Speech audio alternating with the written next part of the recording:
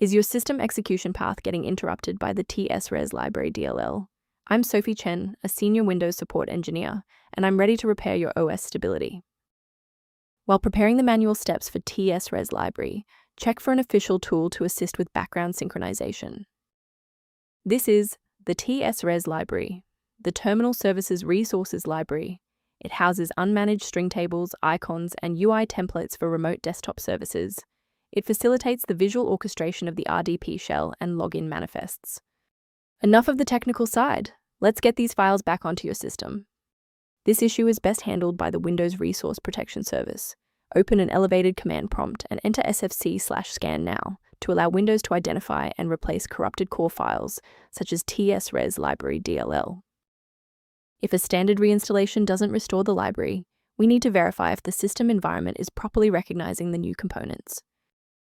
If your system has been running for an extended period, a reboot might be necessary to resync your background processes and clear any temporary locks on the Tsres library file.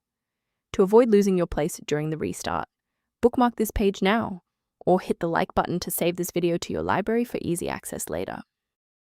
Next, we'll move beyond the basics. If your screen hasn't changed after the restart, follow me to step 3. If you need to pause the video while your folders load, don't hesitate. Since the restart failed to clear the diagnostic error, we'll manually refresh the system counter manifests. First, open command prompt as admin. Second, you're going to type lodc_r, then hit enter. Why are we doing this? Well, performance DLLs rely on accurate registry indexing to function. This step wipes the existing counter registration and forces the system to reconstruct a healthy link to the diagnostic manifests.